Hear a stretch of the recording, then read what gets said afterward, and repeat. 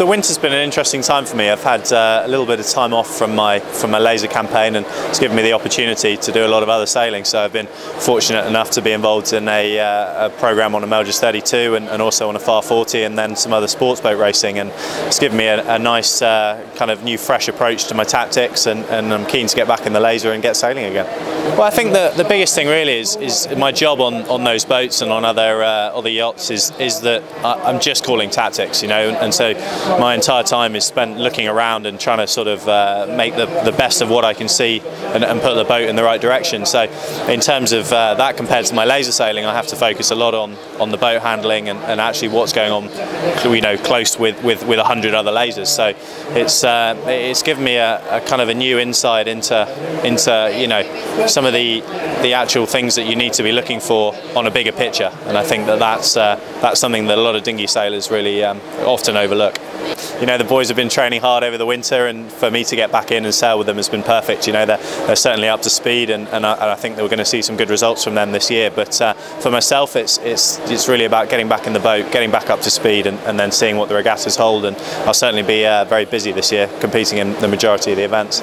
Missing out on the Olympics is obviously a huge downer and very tough to take at first. But I think, you know, you've got to take the rough with the smooth and kind of look at it as a motivation to want to go to Rio and work even harder. So that's certainly what I've done, and I'm hoping I'm in a position now to really you know, to really move forward towards Rio with a new fresh approach and a new idea of how I need to go about my programme. So, you know, for me it's certainly going to be about that journey and not just about the World Championships every year. I think a lot of the guys will be trying out new boats, new classes, and that will be interesting to see how they get on and how many of them end up reverting back to what they know.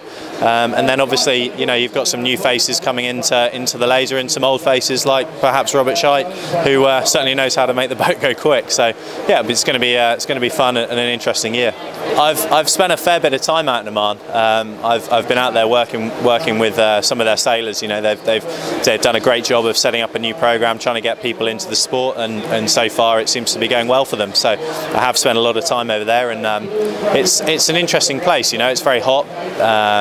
The wind is generally lighter, so it's going to be you know, kind of a not so much of a hike off as the Laser Worlds usually is, so that should be fun. But yeah, as you say, it's late in the season, so at the moment the focus is the early events, get those done, and then go from there.